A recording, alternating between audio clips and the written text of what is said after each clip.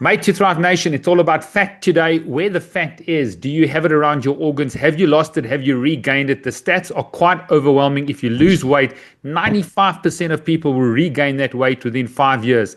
I've got Dr. Stewart Lonky on the show today, double board certified in internal medicine and as a pulmonologist. He's written a brilliant book called Outsmarting Obesity. You're struggling with your weight, and we should say struggling with fat. Fat is going to be adipose tissue. So we're going to define some terms for you. It's a very, very warm welcome to Dr. Stewart Lonky. Thank you. Thank you for having me. And I'm glad you said that. Let me just tell your listeners and your viewers that the one thing I tell my patients, we don't have a weight loss problem.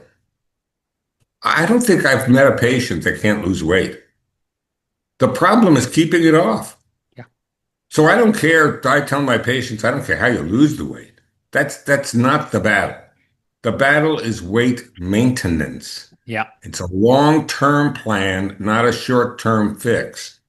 And it has a lot to do with things I think you and I, and probably most of your viewers, agree with, which is it's what you put in your mouth and what you put on your skin and what you do to yourself that is making the difference, not only in us right today, but if you look back in time, you can really trace this all to the early 1960s. I like to talk when I speak. I usually tell people, look, when John Kennedy was inaugurated, he was very upset that 14% of the population in the United States was obese. Well, how do you think he would be $3 trillion later? We've spent $3 trillion on weight loss products, weight loss shots, weight loss diets, everything, the foods. And you know what we've achieved? 43% obesity. Well, that's quite an achievement, right? Yeah. Well, it is if you're playing baseball or basketball, but it's not if you're doing, population statistics. It's a bad sign. And the worst part of that, is, Steve, is the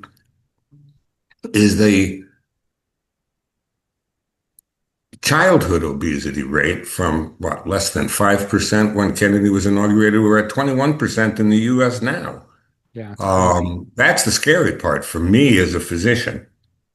Yeah, it's crazy. And that's obesity, outsmarting obesity. But even more so, if you're listening, you might not think you're obese. And we'll talk about the DEXA scan, which is the gold standard in terms of where the fat is, how much fat you've got, because I think the BMI index is really outdated. We've got it, but we've got to move on as well, because I think that unfortunately is not helping a lot of people. But I do want to talk about just the overweight stats. I mean, you've got the obesity stats, 13 in 1961% to like 44. It's crazy. And in children, 5 to 20%. But what's happened to just overweight, being overweight in America, those stats? We're well over 70% today. Well over 70% of the population is overweight. And the funny thing is, if you look at studies and if you look at even my patients, I can talk to people who are clearly obese. And I'm talking about using the BMI. BMI is over 50. Sure. And they think they're a little overweight. Yeah. So it's the perception that's bad. And some of that comes, unfortunately, from this big move to try and normalize being overweight or obese. Yeah. And this whole concept of being healthy obese. Yeah. Obese but healthy. And I always tell people, look, you're not healthy. You can be in shape. Yeah. You can be in cardiovascular shape and be overweight and obese. Yeah. But you're not healthy. Because every single study ever done shows that diabetes, heart disease, and cancer and death rates are higher in those people.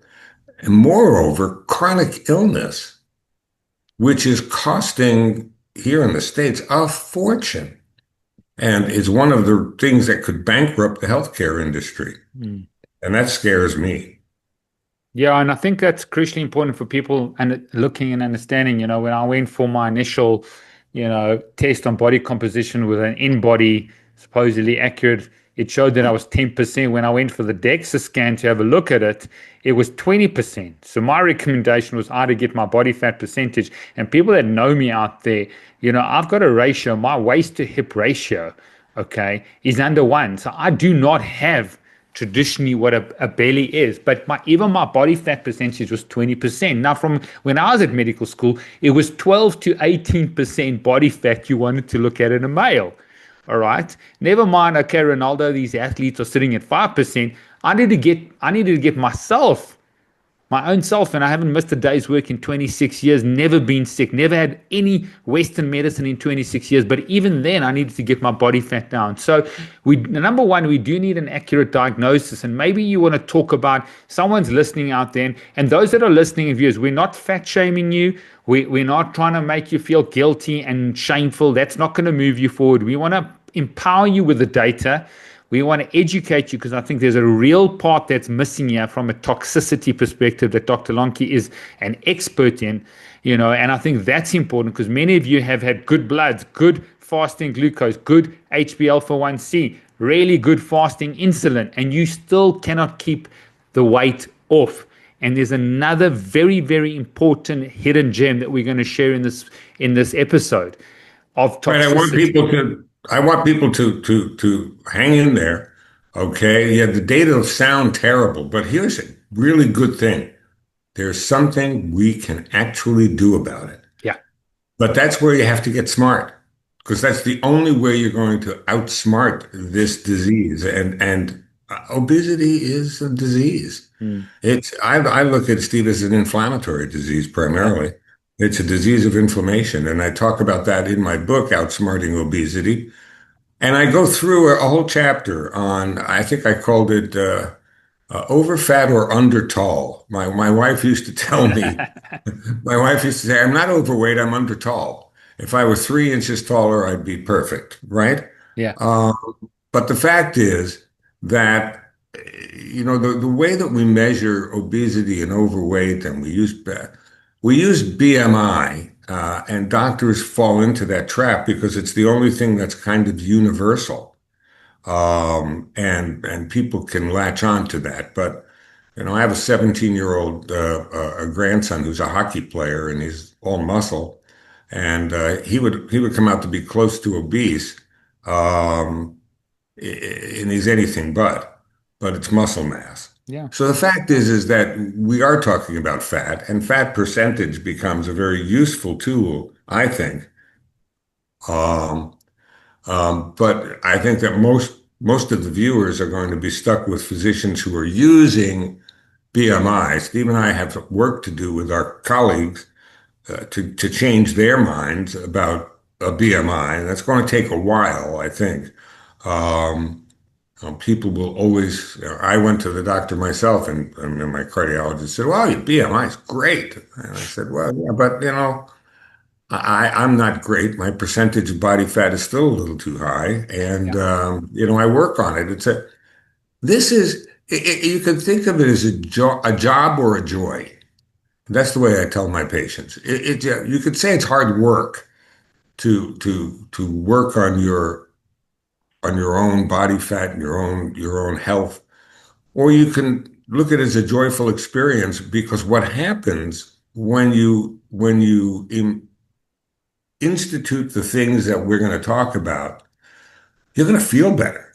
yeah, You're going to actually feel better. You're going to be more alert. You're going to be eliminating toxins, and the environment that we've created for ourselves is both a benefit and, unfortunately, a curse. Um, and I tell people now when I speak, and I say, look, we were promised better living through chemistry. And there's a reason why the 60s in the US was a big change, because I always tell people my mother cooked me eggs in an iron skillet. There, there was no nonstick cookware. yeah, There was no, there were no uh, uh, uh, fabric protectors, Scotch Guard on your furniture and spill protection and fireproof chemicals. Now, all of those are good. Trust me. I grew up, I never sat on the fabric of the couch in my living room. My living room couch was covered in plastic. Yeah. My mother said, no, you can't sit on that. It's for the guests. Yeah. But the fact is, we've had all these conveniences introduced into our lives to make our room smell better, to do things and to cook with, and certain processing of foods and so on and so forth. And the price we've paid has to do with some of the chemicals and the toxic Mm. environment that's Yeah. created in our body and what that does. Absolutely. And I think if you're listening out there, firstly, you got to be really concerned with BMI. So we get a lot of skinny fat. They skinny on the outside and fat on the inside. So having a look and either doing a DEXA scan is crucially important, or doing an MRI to see where that fat is.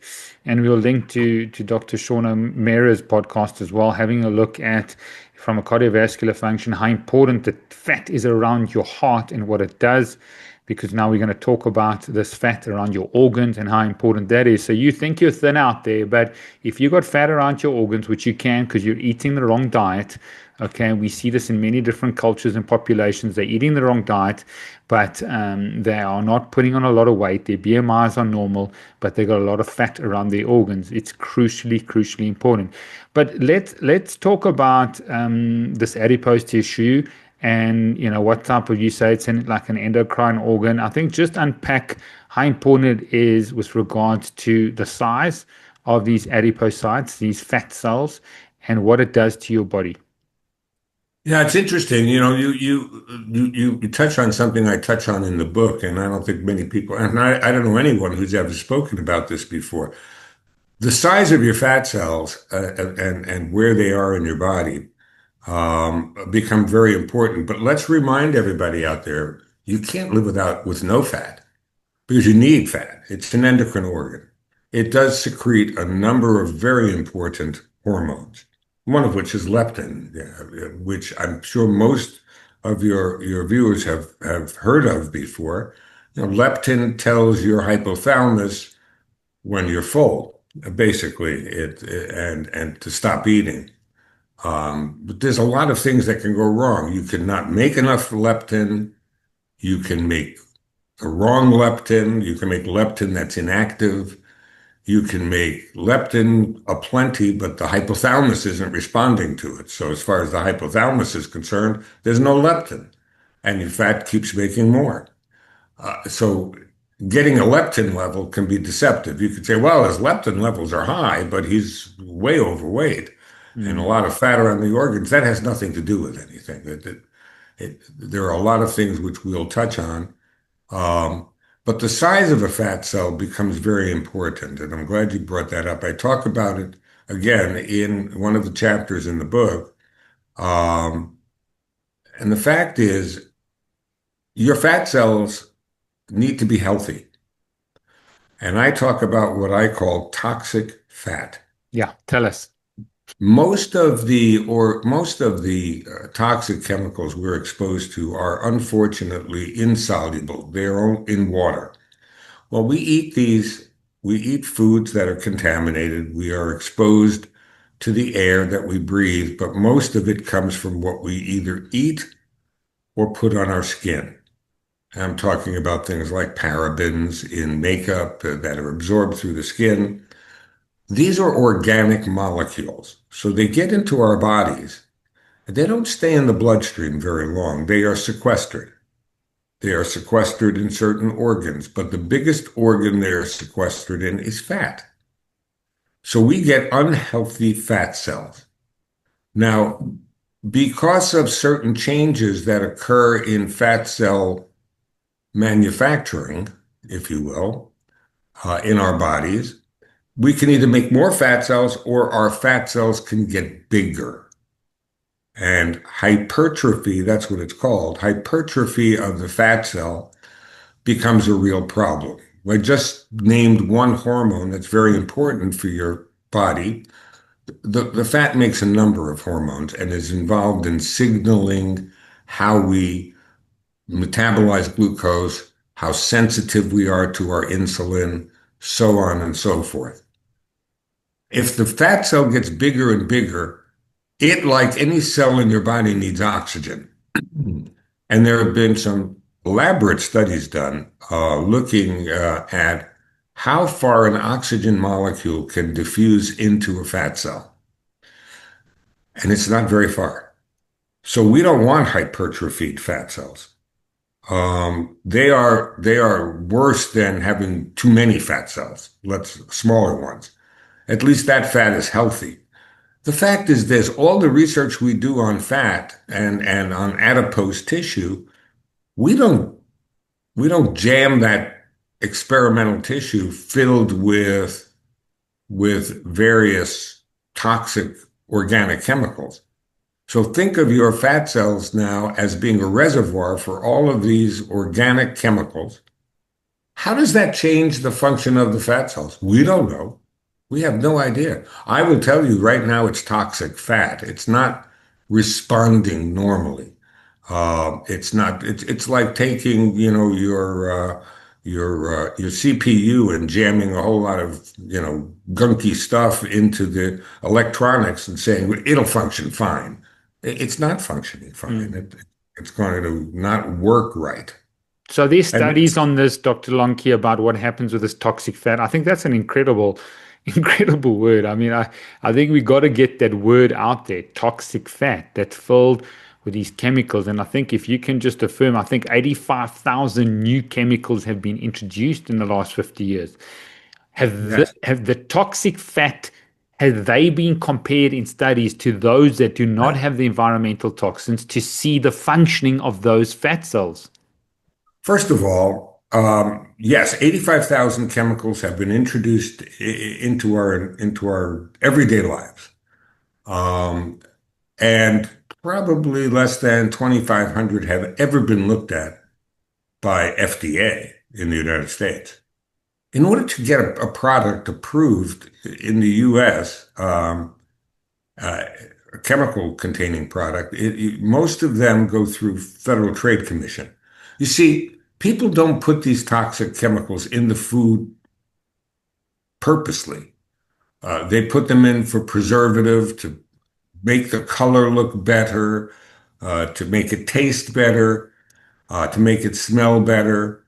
Um, we recently had all the fires here in Pacific Palisades, in California, and it may have made the news where you Mm. are in Jayburg. But the fact is, we see we see dead fish coming up on shore now, because of the fires. Because when a fire happens in homes, it burns plastic, it burns chemicals, all of this stuff goes into the air. So let's trace that chemical fume. It attaches itself to a microparticle. We call them PMs, particulate matter. Small stuff, we don't see it, but it's there. So particulate matter is now coated with these chemicals. It falls to the ground. It falls on your sandwich in Santa Monica, miles away, Yeah. and you're eating your sandwich. Are you purposely eating those things? No, you're not. Can you avoid them? You can't. There's no way. Am I going to eat fish locally caught? Not in the near future, I'm not. Because what happens is those particles fall into the water, they get incorporated into algae, small critters in the ocean will eat the algae. Big fish, smaller fish will eat that algae. Bigger fish will eat the smaller fish. We serve this bigger fish for dinner. That's what happens. Yeah. So there's a multiplicative effect of the effect of these toxins. So we are inundated with all of these chemicals. And I have come to the conclusion, I came to this conclusion 30 years ago. Um, we can't stop the chemical industry. It's foolish to think, it's a fool's errand to think we're going to be able to do that. We can certainly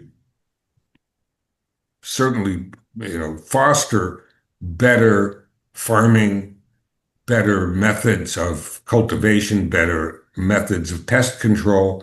We can certainly be in favor of all that. But are we going to eliminate all the chemicals? No, we're not. And even if we do in the US, as I remind people in my new book that I'm working on right now, um, will the jet stream make sure that whatever's going on in China right now is coming to the LA basin, the Mm. Los Angeles basin. So we can't control the world. This is just, you know what? Your world starts at your skin Yeah. and it's inside your body. That's the world you need to be really, really concerned with.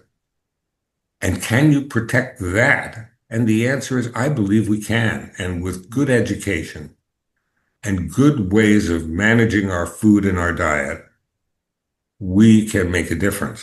And not just for us, because Steve, the thing that my book, Outsmarting Obesity, goes into, I think also, I'm not the only one speaking about it, but putting it in a book form is the role of epigenetics.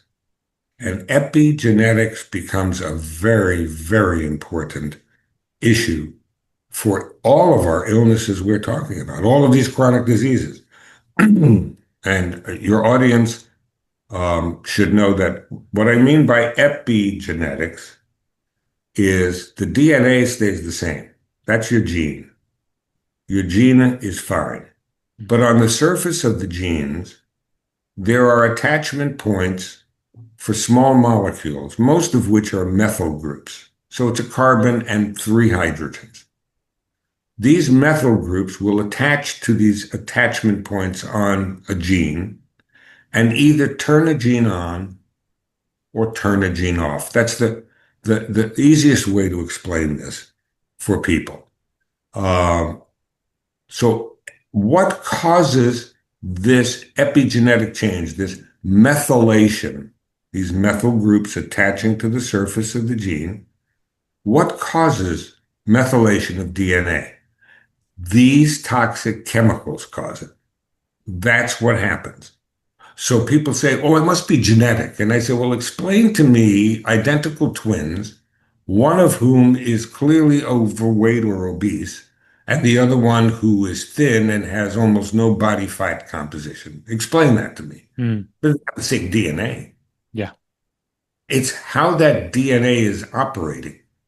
Obviously, they didn't eat together, live together after their childhood, and changes have occurred. Um, Most of these changes occur in utero, unfortunately. So we are kind of born with, the average newborn is born with over 200 toxic chemicals in their blood. Wow. Right. There have been about 4 studies showing the same thing. People are tired of doing it. Um, you take Wow. cord blood and you just do gas liquid chromatography and everything else, and you look for a total of hundreds of different toxic chemicals, and the average is over 200. It Wow. goes as high as 340 in some newborns. So you're being bathed in these toxic chemicals in utero. Now, you have about 150 genes that determine, let's just use BMI alone. So if we're looking at obesity and BMI as a measurement of it, Mm. we have about 150 genes. One of those genes, it's the PARR gamma 2 gene, determines whether you're a pluripotential cell, a newborn cell in a fetus, is going to become a muscle cell or a fat cell. What if it's switched on to making fat cells? Yeah. We got a problem. And that's just one of the 150 genes. And we're talking about those genes that allow you to be sensitive to insulin and so on and so forth. Here's the good news, and I always tell people this. You can't change your genes. That's genes with a G. You can change your genes with a J. Those you can change. But you can't change your genes with a G. But you can change your epigenome. Yeah. And that's all of this discussion about nutrition, what you're putting in your body, the chemicals you're exposed to, all of these things will actually favorably affect your epigenome. And that work has been done as well. The fact is, there's so much research that we don't, the press doesn't talk about. You don't read about it in magazines. You're not going to read about it in medical journals. Scientific journals, yes. They'll talk about it all the time, about epigenetics. But you won't hear the nightly news guy say, oh, epigenetics is, first of all, it's too complicated. Secondly, the sponsors of all of these and the supporters and the people that keep these papers and magazines and TV on are the people who have profited from $3 trillion of wasted money. Yeah. Well, the diet companies, Yeah. they've done very well. They don't want people to know that you're going to lose weight, but you're going to put it right back. Yeah. You know why people put it right back? Because the reason you were obese to begin with had nothing to do with how many calories you were eating. It had to do with the quality and your own epigenetic signature. Mm. So you can use shots. And I tell my patients, yes, use shots for 3 months. But then I want you to stop. And let's see if we can keep the weight off. And in the book, I go through what I call a 4-step program where it's AIPE. I just call it APE. Mm. Accept the fact that you have a toxic burden and you're carrying it in your body. Identify your sources. Where are you getting it from? What simple things. Do you put all your cleaning products in the kitchen where you prepare food? Why would you do that? Yeah. You want to get it away from the food. Okay, you don't want it anywhere near there. Do you fail to rinse your vegetables and your fruit the right way? Are you using more canned products rather than fresh products? All these cans, these aluminum cans, are lined with plastic. Most people don't know that. Yeah. Inside of the cans are lined with a plastic that has bisphenol A in it. That's BPA. BPA is a hormone emulator. Okay, it does. They are a hormone disruptor, and they do cause epigenetic changes. So these chemicals all are guilty. So you accept the fact that you're a toxic mess. You identify where you're getting your toxics from, and you start to prevent. That's the P. Prevent. Don't let them in. You're going to be exposed. People say, well, I got rid of all my nonstick cookware, doc. And I say, really? And you don't go out to eat at all. You don't buy anything. How do you know that the people that bake that muffin, Yeah. they may have used nonstick cookware? You can't tell. So you want to set yourself up so that you don't absorb them. Yeah, they get into your stomach and into your intestines, but they don't get into your blood. And then eliminate. Your body is a wonder. Your liver is a fantastic detoxifying organ. Unless it's otherwise occupied, it will break down these organic molecules into water-soluble molecules that you can then excrete. You see, because once these toxins are in your body, the only way out is urine. That's it. A little bit in sweat, which is why I favor things like infrared sauna, if people want to do that. I don't want you to go to the infrared sauna 3 times a day. That's crazy. But sweating is good. There's some degree of elimination there. But if you wanted to know what industry I would want to be in if I were a young chemist or a young scientist, I would say I want to develop a whole series, find the natural products that will help me eliminate, solubilize, move these toxic chemicals out of the body through the urine, because that's the secret. The secret is decreasing your toxic load. Why? because you'll decrease the pressure on epigenetic changes. One last thing about epigenetics. Here's an interesting point. Exercise does burn calories. There's no question. Studies have been done showing that if you exercise once a week, if you're a weekend warrior, as we call them, then you don't get very much of an epigenetic effect. But if you exercise regularly, 3, 4, 5 days a week, regularly, you will actually favorably change your epigenetics. So maybe the benefit of exercise has nothing to do with burning calories. It has to do with favorable epigenetic changes. Mm. I want your audience, getting away from obesity for a second, just to understand epigenetics a little better. We have more than 25 genes in the body that are what we call tumor suppressor genes. You want your tumor suppressor genes to be turned on. Yeah.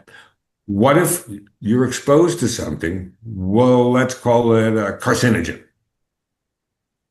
And we don't understand why it's a carcinogen. We just know people that are exposed to it get cancer. We're working on that. And the more work we do, we realize they cause epigenetic changes. They turn off your tumor suppressor genes. They're not active. That's not a good place to be. So the more you think about it, the next frontier may well be looking at epigenetic signatures, which are difficult to do. Yeah. It's not a common test. You can't go to a lab and say, give me an epigenetic. No, that's not happening. This is a pure research tool right now. But the more we understand about epigenetics and how to control the unfavorable changes, the healthier we're going to grow. We can't keep getting bigger. We can't continue the onslaught of childhood obesity. We can't afford it. I Yeah. don't know about where you are in South Africa, but we can't afford that. That's true.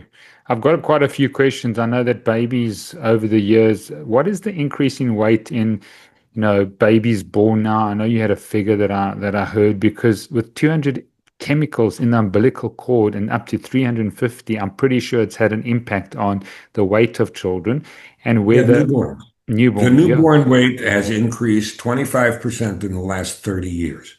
Wow. That's Wow. pretty big. And it's not just us.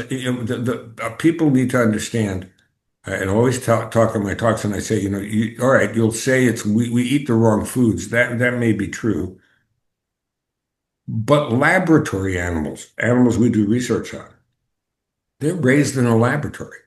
They eat an extraordinarily controlled diet. They're getting fatter Yeah. because of our environmental changes and things that happen, and things that are in their food that we don't measure because FDA doesn't make you measure it and nobody cares about it. Yeah. Nobody go to the store and look at the labels. My wife is great at this. I mean, she's worked real hard at keeping us in really good shape. And if it's supposed to be chicken, if it has more than chicken and one or two seasonings, she's not buying it. Mm. She looks at it. In the States, we have an app. Yeah, it's probably available in South Africa, maybe it's available everywhere on the iPhone. It's called Yucca, Yuka. It's free. You could scan any barcode, and it'll tell you if it's healthy or unhealthy, and it'll tell you why. It gives a rating from poor to good to excellent, and 0 to 100. And my grandkids, I've got them using it now, which is wonderful. So Yeah. they'll come over to me and say, Papa, you know what? That candy over there got a 0. It has no value whatsoever.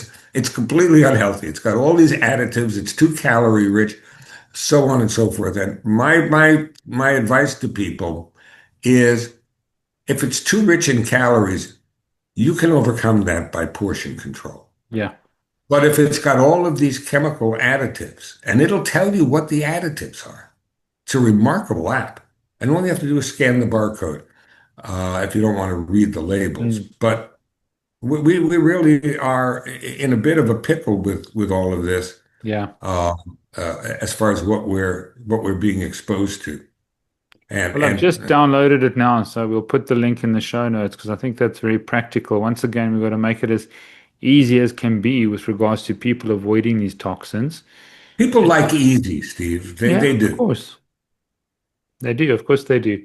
So we'll look at it there and go from there. And hopefully, the only concern is we'll try it on South African products when we scan the barcode to see if it's working, because I think that'll be important. But yeah, let's go back to the toxicity. We had Zach Bush on the podcast. He came to South Africa. South Africa's the number one glyphosate user per capita over the US.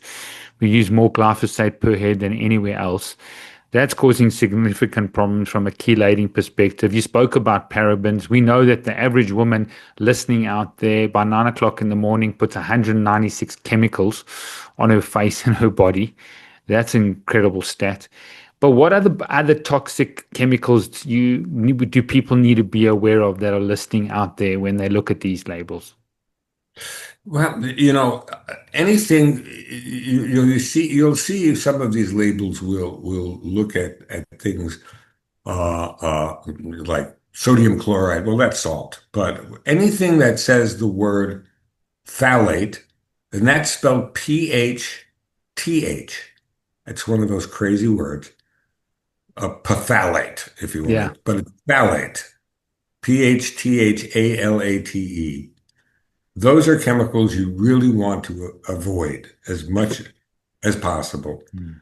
The other group of chemicals are the chemicals that are anything that talks about any kind of metal type containing um, mercury this or lead this, but that's not very much in food in the labels.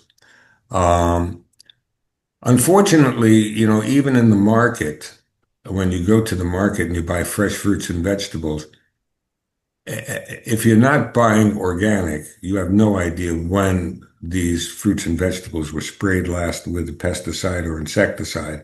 Yeah. So anything that looks like pyrifos, pyrifos, um, those chemicals are known hormone emulators. They're neurotoxins. They're very potent neurotoxins.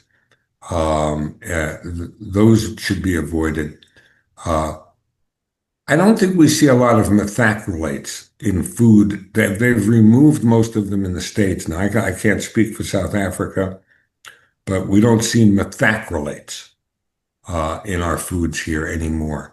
Um, those are the major game players that Okay. you would recognize the name of. Um, but if you don't know what that chemical is, the Mm. chances are it's not really going to be helpful for your body. Brilliant. So let's go on to things like binders, the zeolites. You'll speak about that, maybe activated charcoal, the importance of that, bentonite clay, spirulina, a lot of these products that have been touted as, toxic eliminators. And maybe you want to just start just with describing and defining what a forever chemical is, because people might have heard that word. They don't know what a forever chemical is, number one. And then what binders you recommend. Yeah, I think a forever chemical, we call them persistent organic pollutants, POPs. A persistent organic pollutant is something that a forever chemical like PFAS, there is no known breakdown product. It does not break down into anything. And people talk about chemicals, being evanescent, some of them, they go into the atmosphere, they break down. Forever chemicals are all organic chemicals. They don't break down into anything. So, we, for example, don't use certain uh, insecticides and pesticides in the US anymore. But that doesn't mean it's not here. Mm. Okay. People always say, "What do you think about lead?" And I say, "Well, lead, unless you figured out a way to change it into gold, all the lead that was ever used in paints in all those apartments in the cities in the United States, what do you think? Where do you think it went? Yeah. It went away? Well, we stripped that off the walls, and what'd you do with it? Oh, we dumped it in the dump. Oh, okay. And all those little the lead's not there anymore. It just turned into something else. So the same way that lead doesn't naturally turn into gold, uh, these are forever chemicals, the organic chemicals that stay around for eons. So they're part of our environment right now. You can't run away from them, um, unless we go and pollute Mars, which I don't know if Elon has his way, maybe we will do that someday. But I think I volunteer, by the way, to go up there, but that's Mm. another story. Yeah. But um, the fact is, those forever chemicals hang around forever and ever. What you need to do and understand is, in order to prevent them from getting in your body, you need to be using binders in the gut. These are binders that will bind a number of these organic chemicals and inorganic chemicals, the heavy metals. Therefore, I really favor using activated charcoal. I think it's a very useful, but you can't spend the whole day using it. I advise people to take small amounts before they're going to eat, probably about a half hour or so to an hour. Um, and when these chemicals are in your gut, they will be bound to that charcoal and they will not be absorbed.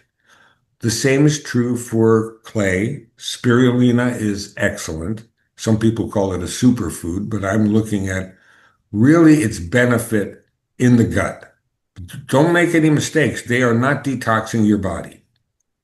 They're in your GI tract. And what they are doing is preventing the absorption of these chemicals into your body. Zeolites are an interesting story because that should be the model for what we're trying to develop in the future. A zeolite is an aluminum silicate complex. It's a mineral. It is an extraordinarily negatively charged mineral because it's an aluminum silicate. It's found in nature. The class of compounds is called zeolites. Zeolites are formed when volcanic ash hits seawater. That's when it's formed. There are zeolite deposits all over the world. We are very rich with zeolites. One of those zeolites, by the way, is asbestos. That's a zeolite. Okay, that's not a good one. The one I'm talking about that has usefulness is clinoptilolite, and that's the only one that's marketed. The clinoptilolite's very interesting. If you were to look at it under a microscope, it looks like a honeycomb, like a beehive, where there are cages. Now, when we find it in nature, it's been lying in the ground for thousands of years. And because of its negative charge, it's been attracting and holding on to. That's what chelate means. Chelate means like the claw of a crab. Chelate. It holds on to positively charged molecules. If we think about simple atoms like potassium and sodium and chloride and calcium, they're positively charged. But you know what the problem is? They're too big to fit in the cage. So they don't get really attached very strongly. Mm. Mercury's tiny. Lead, small. Arsenic, small. That's good. I don't want those in my body. They fit right in the cage and they are held on to. The problem is that most of the zeolites all the zeolites that are found, the cages are pretty much full. Some companies market zeolite products saying they will detox you forever, but the fact is they haven't really purified the zeolite. There is a very specific way to purify that zeolite so that you clean out the cage and the cage stays intact and it's micronized, which means the material is so small it's down to less than 1 micron. That gets absorbed. So we did some studies years ago where we used an activated, micronized, activated just meant cleared out, micronized zeolite. And we gave it to a lot of miners in West Virginia. And we were able to measure blood levels, and about 30 to 50% of the dose got absorbed. That was pretty good. Hmm. So now we know we're getting absorbed. The rest that doesn't get absorbed stays in your GI tract and acts as a chelator. Sure. So the heavy metals will be taken out quickly. You're going to eat fish, you're going to eat seafood, you like sushi, it's fine. Take a bottle of this zeolite, take a few drops, go ahead. Because whatever you're absorbing, you're going to urinate out, because that's what happened to the miners. We gave them zeolites for a few days, and boy, the metals just came out in their urine. We stopped, nothing came out. We restarted, it came out again. Mm. So they're being exposed on a daily basis. Um, the fact is there are other chelators like EDTA. They make it in a pill form. The problem with other chelators is they're non-selective. I mean, they'll take anything with a positive charge. They'll take Yeah. calcium. That's not good. You don't want calcium going out of your body. Your heart and your electrical rhythm certainly doesn't. But you don't want sodium and potassium. You don't want them going out. So the deal with using these absorbable, easy to use, few drops in your mouth, tasteless stuff, if you will, cleaning your body out is wonderful. And using this, people who go on this, the only real side effect is you need to drink a little bit more water than usual. It can dehydrate you. But if you don't take enough water in, and I'm not talking, you don't have to be drinking all day, but don't forget to drink Yeah. during. There are people that go all day long without drinking very much water, and that's not very good. Mm. Um, Otherwise, there's no real side effect to it. I mean, it's been used um, in animal feed for years, years and years. We've used zeolites. They use zeolites. They use clinoptilolite in space air conditioning. Planner The of Telluride. clinoptilolite. The nice thing about it is that these big organic molecules, they don't fit in the cage. But what happens is you get a plate effect. So you get one plate of these honeycombs and another plate of the honeycombs. And between the plates, most of these things like organophosphates, they get trapped. So they become solubilized and out they go. Um, I've had the fortune or misfortune of taking care of a number of people in the airline industry. When you may not know about fume events. Have you ever heard Mm. about fume events on airplanes? Well, that occurs because the air that's forced into the that you use at your seat to determine air coming down on Mm. you, the air conditioning system, it uses the engine to push it. Now there's a gasket between the engine, okay, and this airflow. But when that gasket gets old, you get a leak. And so you're looking at creosote phosphate coming into the cabin. Now, when you take a normal flight, you know that funny odor in the plane Mm. sometimes? That's what you're smelling. But for a few hours, it's not a big deal. But if you're a flight attendant or a captain or a co-pilot, something, and you're forever being exposed to this, you can get neurologic changes. I really don't want the pilot of my plane having a slowly deteriorating neurologic disease, right? Yeah, I that's don't true. want to do that, so these pilots sometimes have been presenting with memory problems and this and that, and flight attendants. And a fume event occurs when the gasket blows, and then the cabin becomes completely filled with smoke.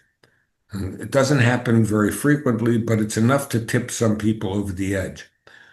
But these are organophosphates, and I've had about maybe 5 or 6 pilots and 2 flight attendants that I've taken care of with this. All of them did well on clinoptilolite. Clean up to that. Do you have a Yeah, brand that you recommend? Is it on your website or? it's in the book. It's in the book itself. There are a few companies that make activated micronized, but there's only a few, 1 or 2. Um, and they're in the back of the book as a reference. Um, Mm, Avini is one company, Avini. Um, and they are, it is the original. It's what I used in the research that we did in West Virginia. It's okay. that compound. So a normal And zeolite, you don't recommend a normal zeolite because well, if it's not micronized and if it's not micronized and cleaned out and activated, they may not say that, but if it says just activated, that means they tried their best to clean out the cage because there's a secret to cleaning out the cage, I guess. No, I know that. The biochemist who developed this is a very good friend of mine, this process. And the fact is, if you break the cages, it's useless. So you can't break the cage. But these zeolites are available in droplet form. You take it orally. And I use it, that brand, Avini, AVINI, I've used. But there are others out there too.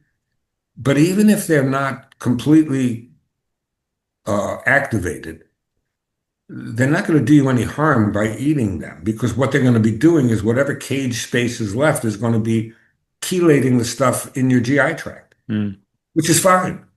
See, it's the double whammy. It works both in the gut and in the blood, yeah, which is wonderful. got you, Um, got you. um, So just in summary, Dr. Lonky, because there's a lot there and people, I think binders are important. You're basically saying spirulina, activated charcoal, bentonite clay you take before you eat. Okay. yes, All right. The and activated micronized zeolite you take before you sleep, before you eat.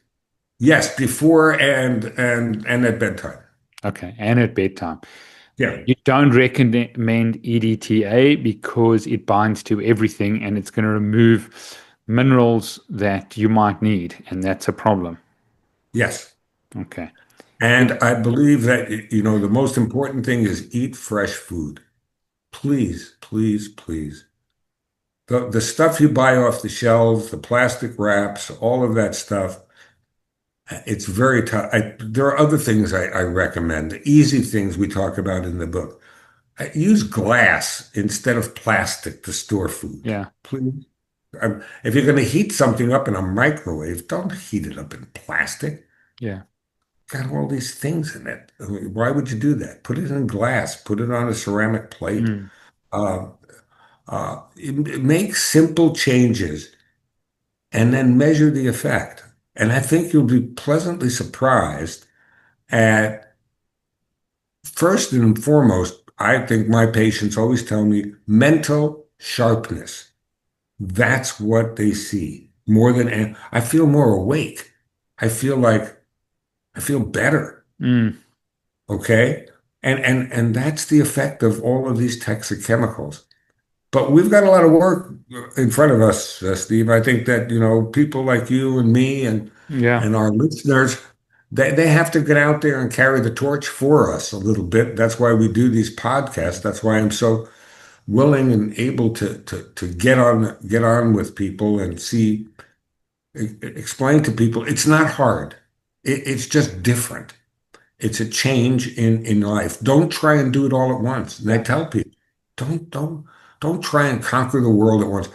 Change one, and once you've identified a source for your problems, change one thing at a time and Brilliant. be a master at that one thing, move on to the next. Yeah. If you set your expectations too high, you're not going to be happy with yourself. Mm. And don't ever get unhappy with yourself. Yeah. We're all struggling with the same thing. Think of it this way. It's not just your physical appearance on the outside, as you said before. It's our medical, it's our appearance on the inside that really matters. That's true. That's true. My message of hope, and then I want you to sort of give a message of hope to the audience and viewers. Well, my message is if you've done extensive labs, you've lost weight, your glucose is good, your insulin is good between 3 and 5, and you're still battling to keep the weight off, look at toxic chemicals. Your fat is probably toxic. That means you need to use this AIPE protocol. We're going to put links for the book, but you really need to accept, identify, prevent, and then eliminate. And so we've spoken about those processes because a lot of people are disheartened with carrying way too much fat, whether they're obese or overweight. It's the fat, this endocrine organ, that's causing significant problems. There is hope. And I really believe this book is a watershed book to help people that are so disillusioned and are really struggling in this area that is crucially important for their health.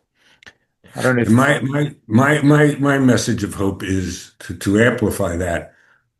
You have the decisions to make.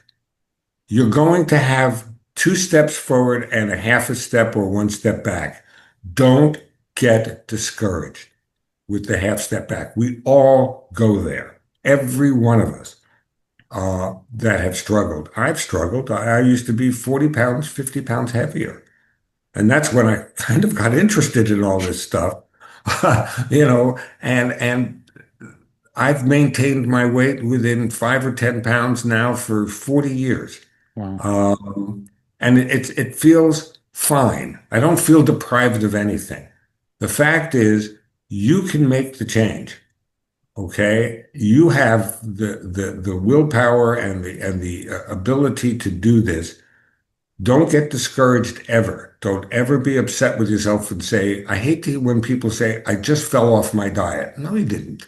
You're not on a diet anymore. mm, You're on a life plan. yeah, You're going to have some ups and some downs, but the more you know, the smarter you get, then you can outsmart it.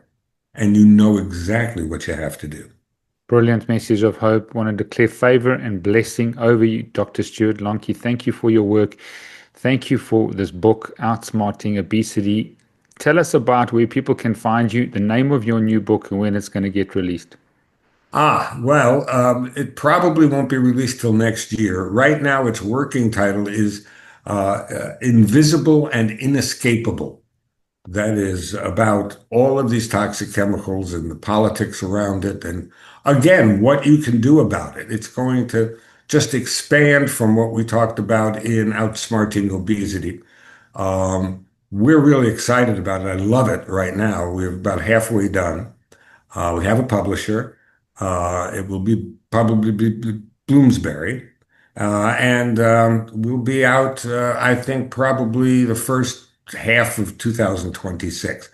Outsmarting Obesity is available at my website, which is drlonky.com. Very, very simple. No period, just drlonky.com. If you go there, there's a newsletter. I put out a newsletter about once a month, maybe more frequently. I put a lot of blog posts on there. And I keep people informed of every new thing that's happening. And I comment on it, whether I think it's really important or it could be important or it's a one-off and we need to be careful about it. I think you need to be careful. You need to find your sources of information that you can rely on. And that's what I try to put on the website for people, the reliable sources and reliable data. So drlonky.com, the book's available on Amazon and barnesandnoble.com, and the usual suspects, okay? But it's not in very many brick and mortar bookstores. It's pretty much an online phenomenon. Well, thank you so much, Dr. Lonky. Appreciate your time. And I'll just welcome you to South Africa, to Johannesburg, welcome you to my home. We've got a beautiful home here. It's an incredible place. You can go to Cape Town and Vic Falls in Zimbabwe and Safari. I think hopefully you've got the time to do that. I've been there. I've been to Johannesburg, and I remember visiting a shopping center that was underground. It was so big I got lost. Oh, wow. But I'm coming back to Africa in a few weeks, actually, but we're going to be in Tanzania. Okay. Well, Yeah. anytime you have a place to stay, we can put you onto my network. We'd love to have you. And just want to thank you for your calling. I know we connected on LinkedIn, but thank you. And we'll put those links as well. But thank you so much for your time and expertise. Oh, I really appreciate it. Thank you. Thank you so much. And thank you for the audience for putting up with me.